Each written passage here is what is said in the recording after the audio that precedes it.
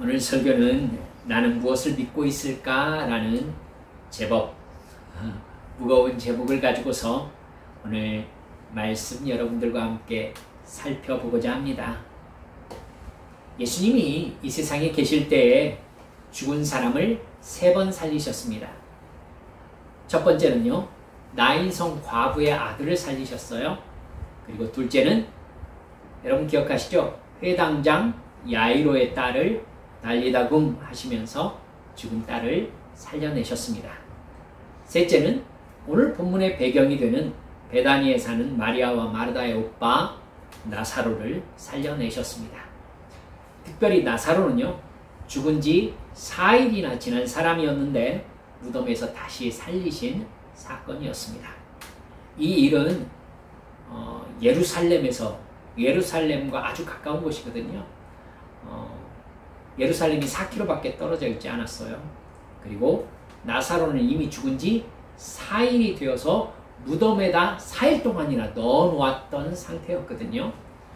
네, 동생이 이미 썩은 냄새가 난다 라고 얘기할 정도의 시간이 지났을 때였습니다. 그 후에 예수님께서 살려낸 사건이었기 때문에 예루살렘과 4km밖에 떨어져 있지 않았기 때문에요. 애도하기 위해 온 사람들이 예루살렘 사람들도 꽤 있었거든요. 그래서 예루살렘을 포함해 가지고 상당히 큰 충격이 있는 사건이었습니다. 이렇기 때문에 45절을 보면 마리아에게 와서 예수께서 하신 일을 본 많은 유대인이 그를 믿었다, 이렇게 성경에 나옵니다. 여러분, 그도 그럴 것이지 눈앞에서 죽은 사람이 배로 온몸을 동인 채 얼굴은 수건에 쌓인 채로 미라처럼 된 사람이 걸어 나왔으니까 여러분, 보는 사람들이 얼마나 큰 충격을 받았겠어요. 그런데 46절에 보면 그 중에 어떤 자는 바리새인들에게 가서 예수께서 하신 일을 알리니라, 이렇게 나옵니다. 예수님이 하신 일은요, 곧바로 예루살렘의 바리새인들과 대제사장들과 서기관들에게 바로 보고되었습니다. 그 일의 파장을 그들은 곧바로 알아챕니다. 47절을 보면 이에 대제사장들과 바리새인들이 공회를 모으고 이르되, 여러분 여기서 공회가 뭐죠? 우리나라의 행정부, 입법부, 사법부를 통괄한, 이렇게 나눠지지 않았잖아요. 그때는 모두 하나로 통합한 유대인의 단체가 산헤드린 공회거든요. 여러분, 그 공회가 모인 것입니다. 예수님께서 베다니에서 나사로를 살리신 사건으로 예루살렘에서는 산헤드린 공회가 소집되는 거예요. 대제사장들과 바리새인들이 공회를 모으고 이르되, 이 사람이 많은 표적을 행하니 우리가 어떻게 하겠느냐. 여러분, 산헤드린 공회의 힘이 강해요. 로마 치하이기 때문에 사형을 집행할 수는 없었거든요. 하지만 로마가 자기들의 뜻대로 할 수 있도록 압력을 행사할 수 있었습니다. 그렇게 해서 예수님을 십자가형으로 처형하게 만든 것이었잖아요. 그들이 모여서 하는 얘기가 48절입니다. 만일 그를 이대로 두면 모든 사람이 그를 믿을 것이요, 그리고 로마인들이 와서 우리 땅과 민족을 빼앗아가리라.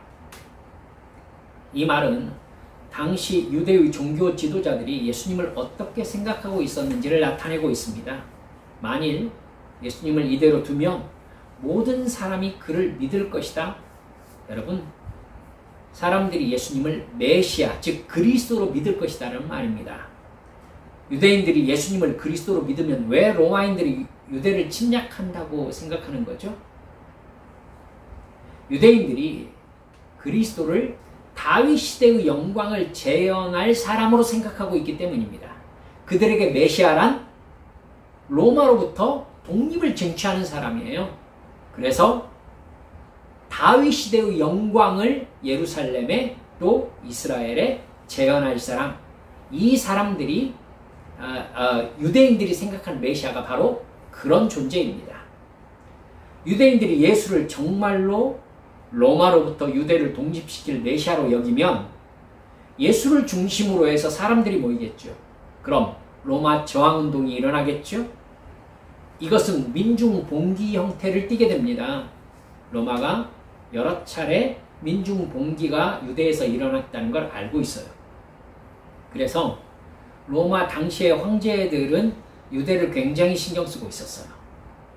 바로 그 일이 일어날 것을 지금 제사장들과 바리새인들이 생각하고 있는 겁니다. 이건 곧바로 뭘로 연결되겠어요? 로마 군대와의 충돌로 연결되겠죠. 만약에 민중봉기가 지금 파견되어 있는 군대로 감당하지 못하면 어떻게 되겠습니까? 로마에서 군대가 대규모로 파견되겠죠. 이렇게 되면 이들이 지금 생각하고 말하는 대로 이스라엘 유대는 정말로 완전히 망해 없어질 것이다 라는 생각을 하고 있는 것입니다. 그러면 이 사람들은 유대인으로서 이스라엘이 로마로부터 독립하는 것을 원하지 않고 있는 건가요? 아니에요, 여러분. 그들도 로마로부터 독립하기를 바랍니다. 그리고 성경에서 말씀하신 대로 메시아가 올 것이라는 말도 믿어요. 그러나 이 종교 지도자들은 예수님을 메시아로 인정할 수가 없는 거예요. 적어도 메시아라면 정치적 힘을 가진 존재로 태어나서, 정치적 힘을 가진 존재로 태어나려면 어떻게 해야 됩니까? 왕의 아들로 태어나면 그렇죠. 그렇죠? 정치적 힘을 가진 존재로 태어나서 정치적이고 종교적인 통합을 이루고 유대인의 희생 없이 로마로부터 독립을 이루길 바라고 있습니다. 가장 이상적인 독립 시나리오죠. 하지만 그 일이 가능할까요? 여러분, 왜 이렇게 충돌 없는 독립이 이루어지길 바라고 있죠? 그 과정에서 자기들의 기득권이 무너지면 안 되기 때문에 그래요. 자기들은 이 사회의 이익을 독차지하고 있는 사람들이잖아요. 어떤 사회의 이익을 독차지하고 있는 사람들은요, 그 사회가 제대로인가, 옳은가, 그른가 관심 없습니다. 뭐가 되었든지 자기들이 이익을 얻기만 하면 되니까요. 자기들의 이익이 훼손되지 않기를 바라는 겁니다. 그렇기 때문에 사실은 돈을 많이 버는 사람들, 그 사회의 기득권자들은 사회가 바뀌는 걸 그다지 원하지 않습니다. 바뀌어도 자기들의 이익의 방향으로 바뀌어야 되고, 그렇기 때문에 극단적으로 바뀌는 걸 전혀 원하지 않습니다. 그런 입장에서 예수님은 제사장, 바리새인, 서기관들로 이루어진 유대의 기득권들과 마찰을 일으켜온 사람이었어요. 그들은 말로만 하나님과 율법을 말할 뿐 자기들의 이익을 위해 살고 있을 뿐이라고 예수님이 몇 번이나 아주 신랄하게 비난하셨거든요. 그리고 그 말은 사실이었단 말입니다. 따라서 그들은 예수님을 메시아로 인정하면 안 되는 거예요. 메시아로 인정하면 자기들의 이익을 포기한다는 의미가 되니까. 근데 이 예수가 자꾸 기적을 일으켜서 사람들이 그를 메시아로 여겨가고 있단 말입니다. 이게 염려스러운 겁니다. 50절을 보면 대제사장 가야바가 이렇게 말합니다. 한 사람이 백성을 위하여 죽어서 민족 전체가 망하지 않는 것이 당신들에게 유익하다는 것을 왜 생각하지 못하느냐? 여러분, 지금 대제사장이 한 말의 포인트가 어디에 있습니까? 유익에 있습니다. 유익을 지키기 위해서라면 그런 사람은 죽여 없애야 된다는 말이죠. 그럼 여러분, 예수님이 진짜 메시아라면 어떡합니까? 진짜 메시아라면. 여러분, 그들은 벌써 예수님이 메시아냐 아니냐에 관심이 있습니까?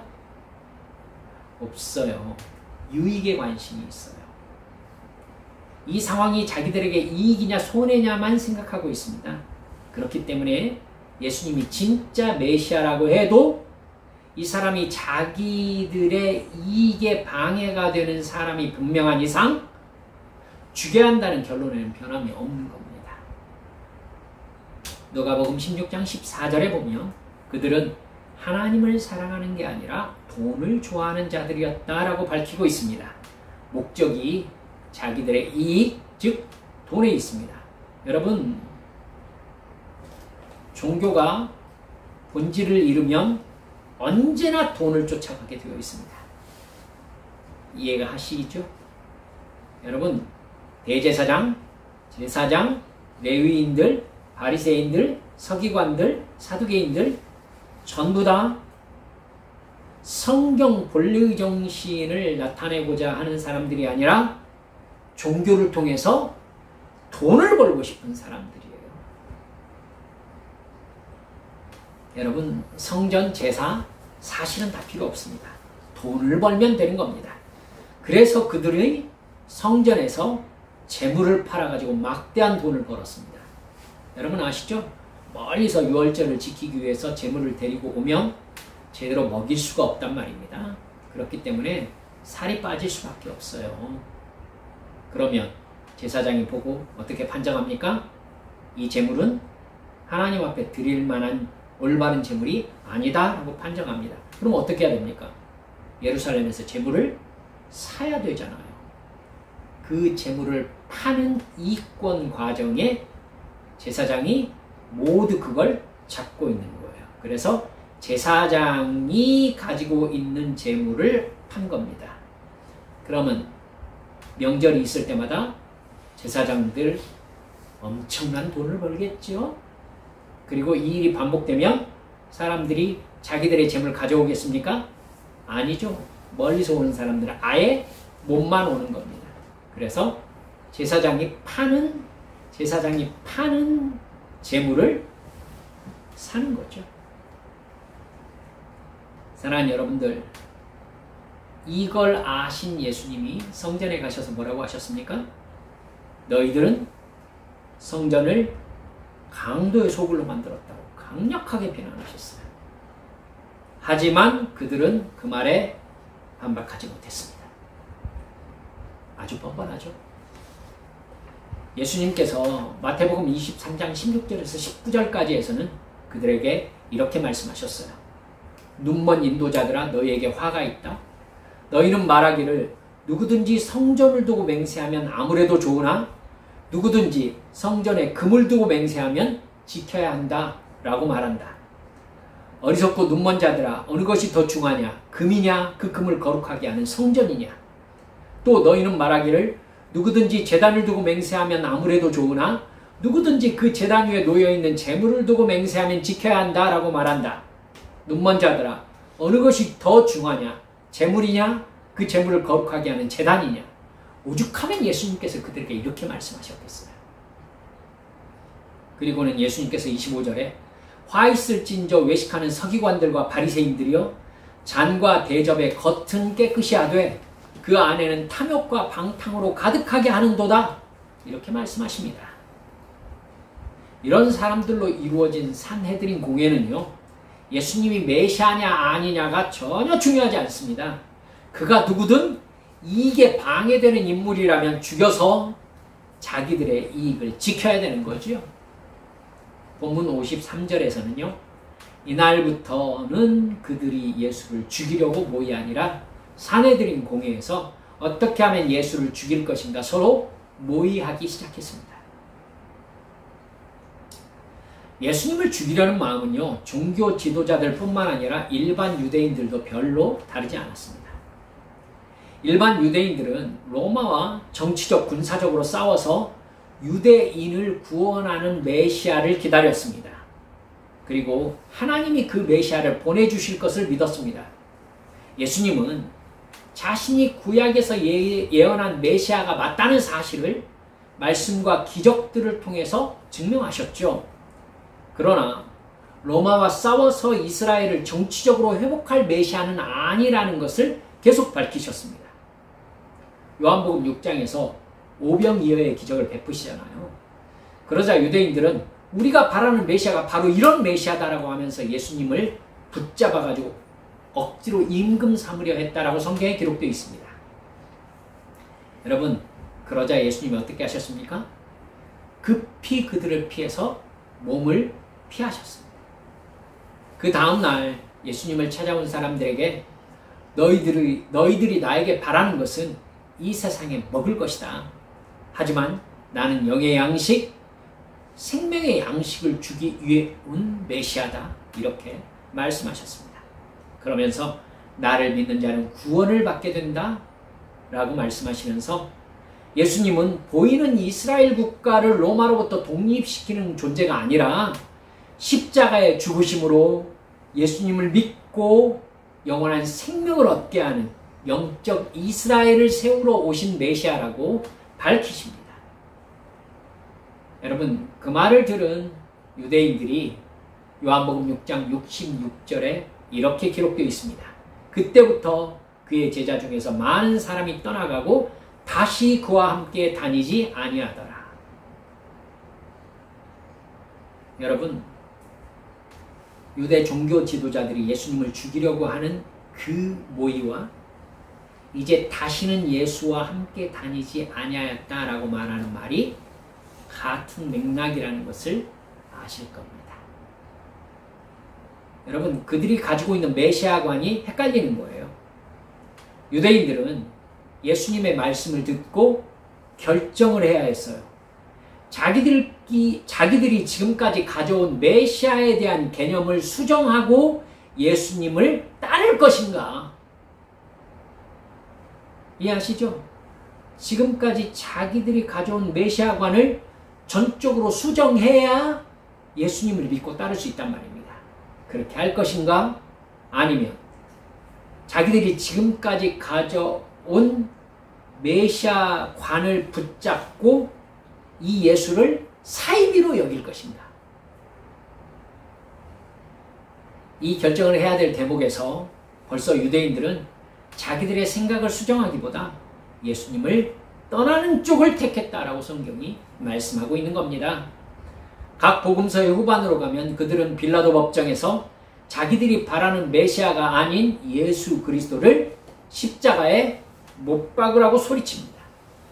여러분, 예수 그리스도를 십자가에 못 박으라고 소리치는 그 사람들은 예수께서 일으키시는 기적을 본 사람들이에요.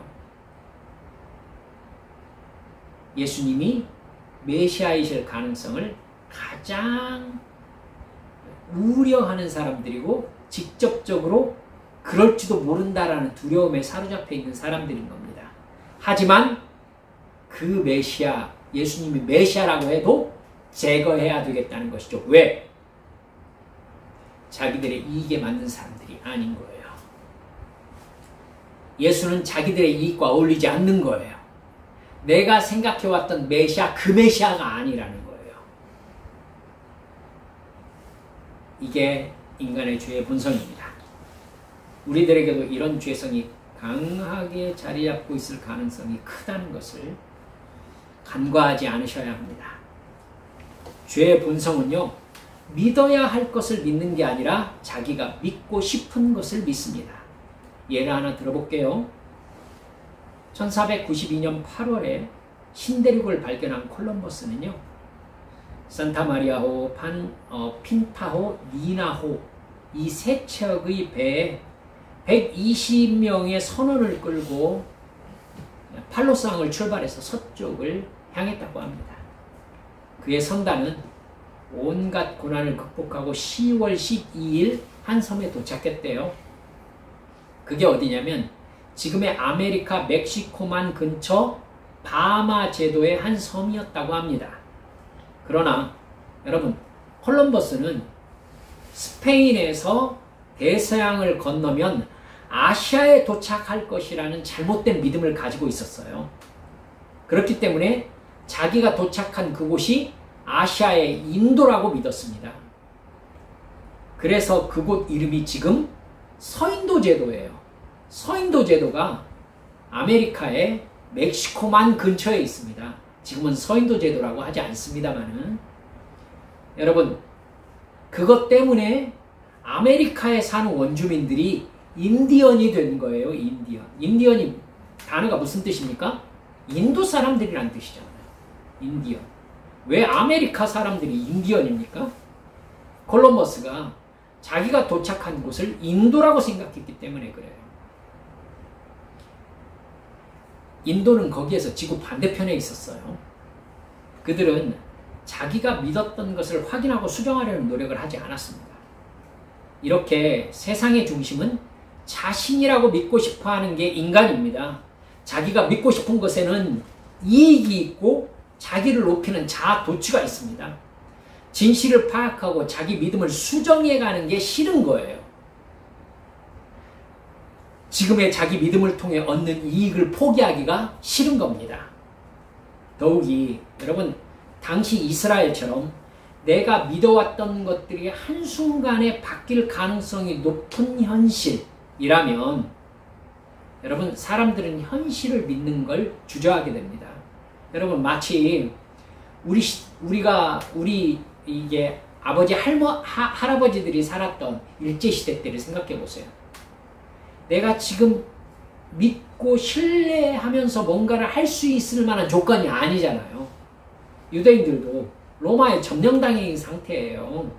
그렇기 때문에 윗 정치에 의해서 나의 현실이 어떻게 급작스럽게 바뀌어버릴지 아무도 확신할 수가 없어요. 그러면 눈앞에 있는 현실을 믿기가 어렵단 말입니다. 여러분, 이렇게 가치관이 혼란스럽고 내가 이 시대에 무엇을 어떻게 하면서 살아야 안전하고 의미 있게 살 수 있는지 결정하기 힘든 불확실성의 시대에 살면요, 사람들은 외부의 무엇인가가 자기를 인도해주고 구원해주기를 바라게 됩니다. 그런데 혼란의 시기일수록 영웅을 바라는 심리, 우상을 바라는 심리가 더 강합니다. 그때 뭔가 대단한 사람이 나타나서 내 의혹을 해소해주면서 내가 믿고 싶은 것, 내가 믿고 있는 것이 옳은 것이라고 인정해주면요, 사람들은 자발적으로 그 사람의 추종자가 되고 맹신자가 됩니다. 아시겠지요? 여러분, 우리들이 가끔 뉴스에서 접하는 사이비 이단들의 모습이 바로 이런 배경에서 나오는 거예요. 우리가 살고 있는 지금 현재의 상황이 굉장히 급박하게 변해가지 않습니까? 어떤 사람들은 이 변화를 이끌면서 변화에 적응해가며 사는 리더들이 있는 반면에 어떤 사람들은 이 변화가 너무 불안하고 너무 힘든 사람들도 있잖아요. 그러면 자기들의 현실이 어떻게 바뀔지 그 사람들은 늘 불안해하지요. 그럼 이 불안한 마음을 안정시켜줄 그 어떤 것을 바라게 되겠죠. 이 사람들이 뭘 찾겠습니까? 얘야, 잘하고 있다. 내가 너를 도와준다.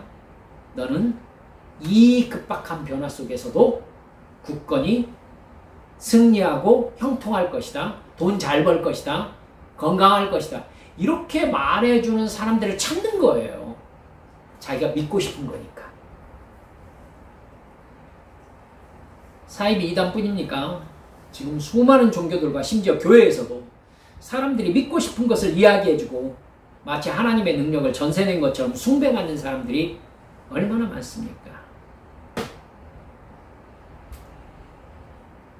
여러분, 그 사람들을 통해서 사람들은 이익을 얻고, 여러분, 그 사이비 이단은 자기들을 섬기는 사람들을 통해서 돈을 벌고, 여러분, 블레어 워렌이라는 사람이 쓴 한 문장으로 설득하는 법이라는 책이 있습니다. 상당히 깊이 생각해야 될 부분이 있어서 여러분들과 함께 나눠보고 싶어요. 한 문장으로 설득하는 법이라는 책에서 가장 핵심으로 얘기하는 한 문장이 있습니다. 한번 들어보세요.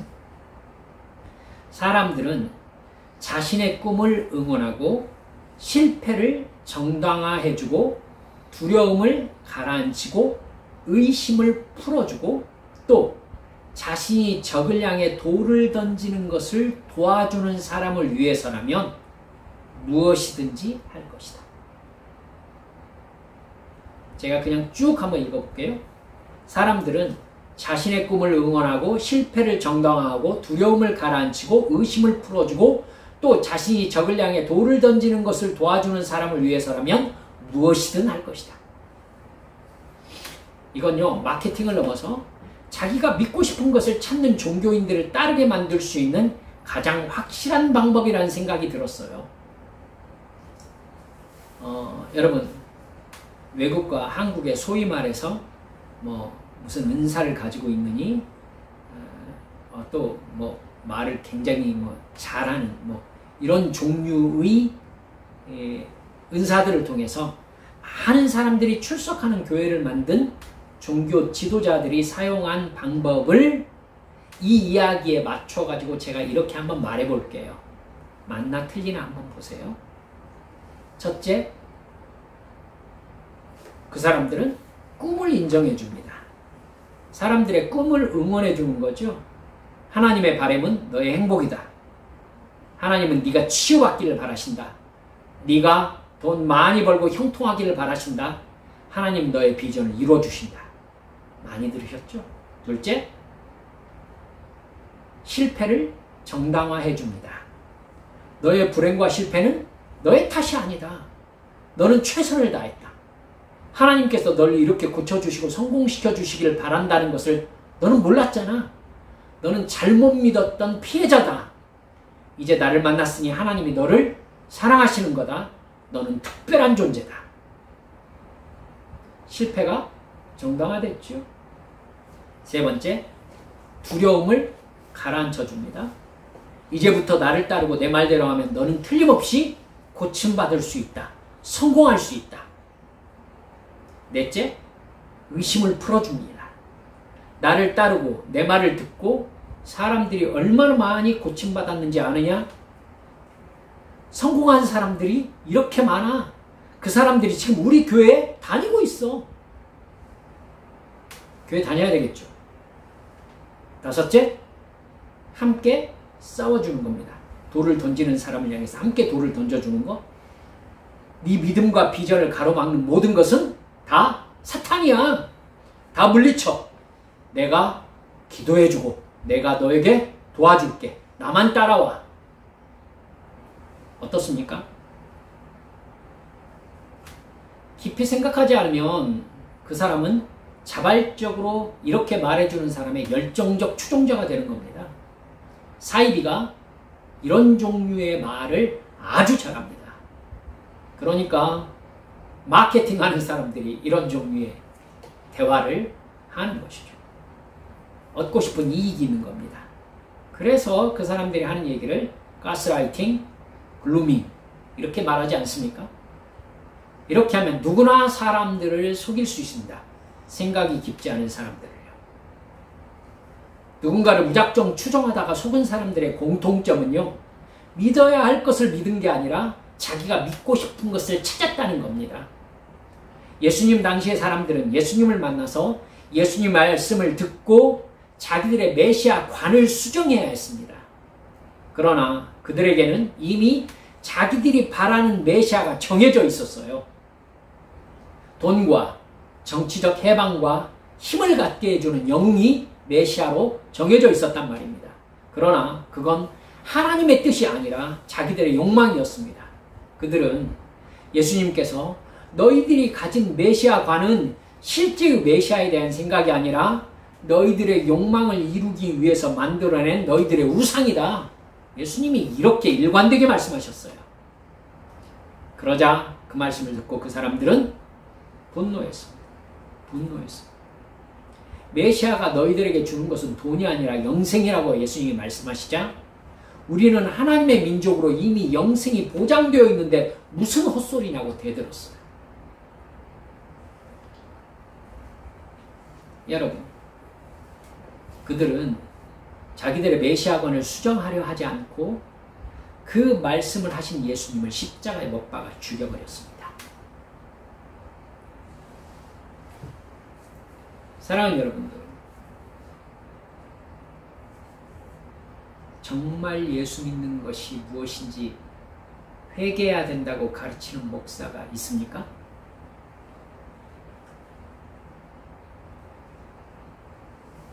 믿어야 할 걸 믿질 않고 자기들이 믿고 싶은 것, 자기들의 욕망을 이루어줄 메시아관을 포기하지 못하자 진리이신 예수님을 십자가에 못 박는 사람들이 되는 겁니다. 그래서 제가 설교 중에 여러 번 여러분들께 반복했던 것이 무엇이었느냐 하면 예수님을 만나서 내가 죽지 않으면 어떻게 한다? 예수님을 죽인다 였습니다. 그 말이 그 말이에요. 예수님을 만나서 내 이익이 내려놓아지고 내가 지금까지 살아왔던 인생이 회개되어져서 새 사람으로 거듭나지 않으면 그 사람은 반드시 예수를 제거하게 되어 있습니다. 그 예수를 두고는 못 살거든. 유대의 종교 지도자들 예수를 그대로 두면 살 수가 없어요.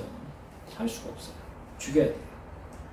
유대인들 죄인이라고 회개하라고 소리치는 예수님을 놔두면 불편해서 살 수가 없어요. 죽여야 됩니다. 그래서 예수님을 십자가에 못 박아 죽인 거예요. 말씀을 마무리해 봅니다. 우리 한빛 지체들 깊이 돌아보십시다. 우리들은 하나님께 내가 바라는 신이 되어달라고 기도하는 사람들 아닙니까?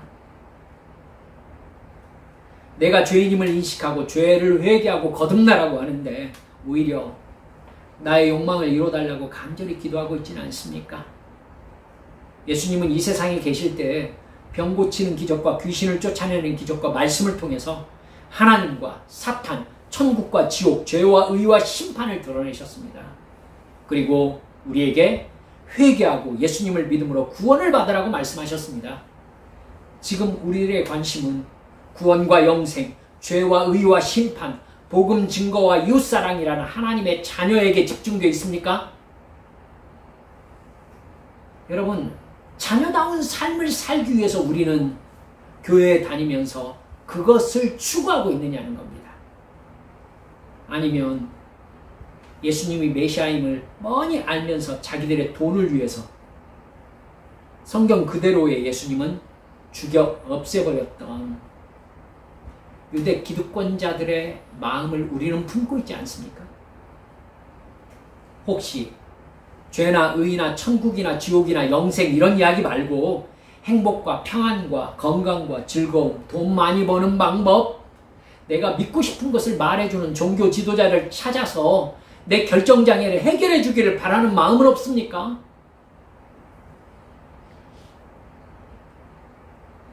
확실하게 말씀드립니다.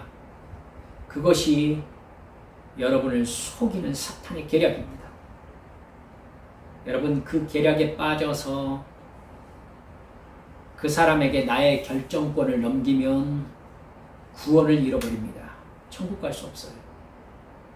그 사람은 여러분을 통해서 돈을 벌 것입니다. 그리고 TV에 나오는 대로 성적 착취를 할 거예요. 나쁜 인간들.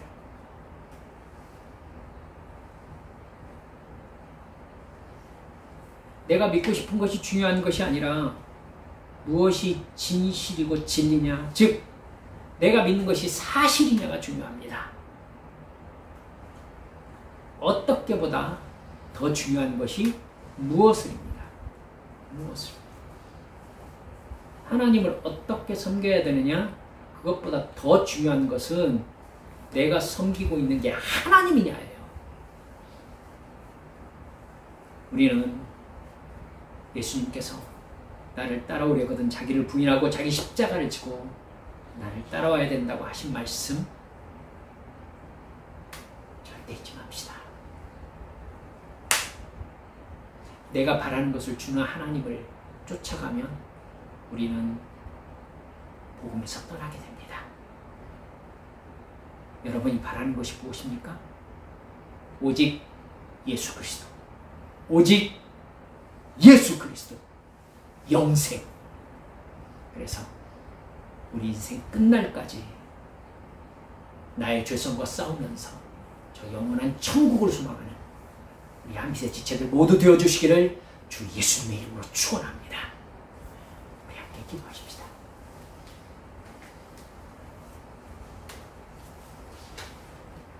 사랑하는 우리 한빛 가족 여러분들,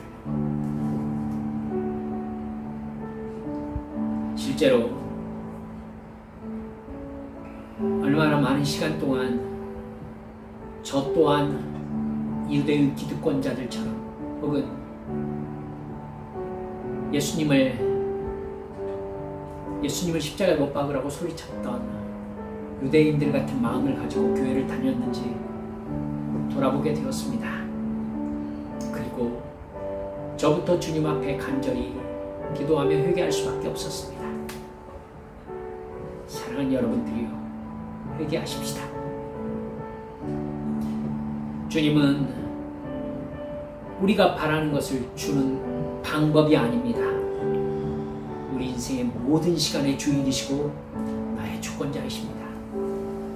이 시간 기도하면서 주님, 제가 바라는 것을 주는 신을 찾아온 게 아니라 나를 선택하신 주님께서 나에게 영생을 주시기 위함으로 나를 찾아오셨다는 것을 정말로 믿게 해주시고 그걸 사모하게 해주시고 죄와 싸우게 하여 주옵시고 그리함으로 말미암아 진정한 믿음이 무엇인지 올바로 깨닫는 깨어있는 진짜 하늘 백성 되게 해주시라고 이 시간 주님 앞에 함께 통성으로 기도하시겠습니다.